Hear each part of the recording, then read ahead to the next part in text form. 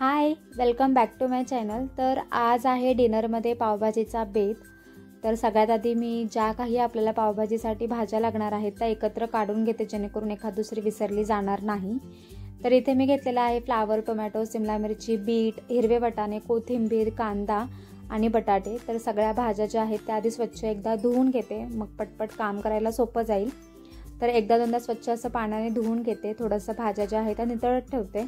आता आपण करूया रेसिपीला सुरुवात। तर एका कुकरमध्ये पाणी टाकलंय आणि त्याच्यामध्ये धुतलेले बटाटे आपल्याला टाकायचे आणि एक 4 ते 5 शिट्ट्या इतक्या करायच्या आहेत।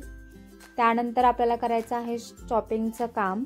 तर सगळ्यात आधी इथे मी घेतलेला आहे फ्लावर। एका भांड्यामध्ये थोडंसं पाणी घातलंय आणि जाडसर असा फ्लावर आपल्याला चिरून घ्यायचा आहे। त्याच्यामध्ये थोडीशी अशी हळद आपल्याला त्या घालायची आणि एक 7 ते 8 मिनिटासाठी शिजवायला ठेवायचे।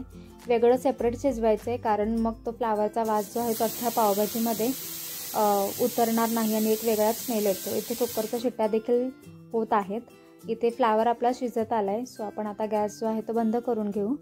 त्यानंतर आपल्याला करायचं आहे कांद्याचं चॉपिंग। तर इथे मी चॉपरमध्येच 2 मीडियम साईजचे कांदे जाडसर असे कापून घेते। त्यातच आपल्याला घालायची आहे खूप सारी लसूण। तर एक 12 ते 13 पाकळ्या इतक्या मी लसणाच्या घातलेल्या आहेत आणि दोन्ही एकदमच चॉपरने चॉप करून घेते। कांदा एकदम फाईन चॉप करून झाल्यानंतर त्याच्यामध्येच आता आपल्याला टोमॅटो लगेच चॉप करायचं आहे। तुम्ही टोमॅटोची प्युरी देखील करू शकता, पण मी असंही चॉपर काढलंच होतं, सो मी पटकन त्याचंही चॉपिंग करून घेतलं आहे। सो इथे आपला टोमॅटो जो आहे तोही चॉप करून झालेला आहे। ज्या भांड्यामध्ये फ्लावर शिजवलं होतं त्यातलं पाणी काढून त्याच्यातच पाणी टाकून हिरवे वाटाणे मी शिजवायला ठेवलेले आहेत। इथे आता आपला कुकर थंड झालेला आहे, त्याची वाफ काढून जे बटाटे आपण शिजवून घेतले ते बाहेर काढून घेऊ आणि त्याच पाण्यामध्ये एक बीट शिजवायला ठेवते। अख्खा बीट आपल्याला लागणार नाही आहे, अर्धा बीटच लागणार आहे, पण माझ्याकडे नव्हता, दुसरा एकच होता आणि मोठा होता, सो मी ते डिरेक्टली शिजवायला ठेवलेत। इथे वाटाणे देखील आपले शिजत आलेले आहेत, तेही आता बाहेर काढून घेऊ आणि आता आपल्याला चॉपिंग करायची आहे शिमला मिरचीची। तर हे चॉपरला जमतं, पण त्याचं थोडंसं पाणी सुटतं आणि मला शिमला मिरची थोडीशी अशी दाताखाली आलेली आवडते, त्याच्यामुळे मी ते हाताने कट केलेली आहे। आता आपल्याला द्यायची आहे फोडणी। तर एका मोठ्या कढईमध्ये किंवा एक तुमच्याकडे मोठा असा तवा असेल तर त्या तव्यावर तेल टाकायचं आहे आणि तेलापेक्षा जास्त बटर टाकायचं आहे। थोडेसे जिरे टाकायचे। जिरे व्यवस्थित फुलले की त्याच्यामध्ये जो काही आपण कांदा आणि लसूण चॉप करून घेतलं ते टाकायचं आहे। व्यवस्थित असं कांद्याला फ्राय करून घ्यायचं आहे।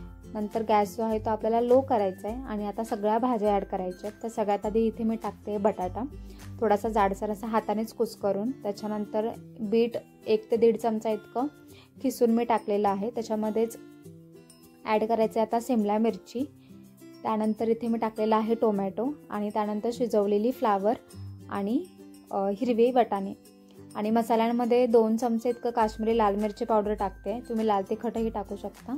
थोडीशी हळद टाकलेली आहे आणि 2.5 चमचे इतके पावभाजी मसाला जो आहे तो टाकायचा आहे।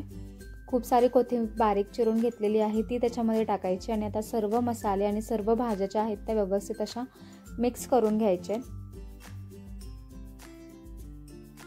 तर सर्व भाज्या मिक्स करून झाल्यानंतर वरून चवीपुरतं इतकं मीठ घालायचं आहे आणि पुन्हा मिठाबरोबर सगळ्या भाज्या ज्या आहेत त्या आपल्याला व्यवस्थित मिक्स करायच्यात। त्यानंतर पोटॅटो स्मॅशर किंवा पावभाजीचं स्मॅशर जे आहे त्याच्याने सगळ्या भाज्या व्यवस्थित स्मॅश करून घ्यायच्यात। मी खूप जास्त स्मॅश करत नाही आहे, कारण मला थोडेसे जाडसर भाज्या किंवा डोळ्याने दिसल्या पाहिजे भाज्या कुठल्या आहेत, तर तशी पावभाजी मला आवडते। सो मी खूप जास्त इतकं स्मॅश करत नाही, फक्त बटाटा जो आहे तो पूर्ण स्मॅश करते आणि वाटाणे वगैरे थोडेसे मी दाणे दाणे असे मी ठेवणार आहे। त्यानंतर आता आपल्याला त्याच्यामध्ये जसं लागेल तसं थोडं थोडं करत गरम पाणी ॲड करायचं, थंड पाणी ॲड करायचं नाही आहे। सो गरम पाणी थोडं थोडं करत मी इथे ॲड करते आणि लगेचच सोबतच त्याला स्मॅशसुद्धा करते।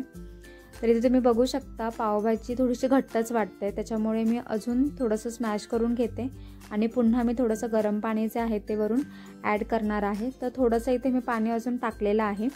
भाजी शिजून अजून ती घट्ट होणार आहे, कारण आतमध्ये बटाटा येतो तो थिकनेस ऑटोमॅटिकली कॅच करणार। तर इथे वरून मी पुन्हा टाकलेला आहे पावभाजी मसाला आणि अगदीच थोडासा घरचा गरम मसाला आणि व्यवस्थित असं मिक्स करून एक 4 ते 5 मिनिटासाठी चांगलं लो टू मीडियम फ्लेमला असं चांगलं शिजवून घेणार आहे। तर तोपर्यंत दुसऱ्या साईडला आपण पाव भाजून घेऊ। तर तवा इथे चांगला कडकडीत गरम केलाय, त्याच्यावर बटर टाकले, थोडासा पावभाजी मसाला टाकलाय आणि थोडीशी बारीक चिरलेली अशी कोथिंबीर टाकली आहे. थोडंसं मिक्स करून घेतलं आहे आणि त्याच्यावर आपल्याला पाव जितके हवे तितके असे 2-2 करून मी पाव भाजून घेतलेले आहे दोन्ही साईडने. लागेल तर अजून वरून बटर तुम्ही टाकू शकता.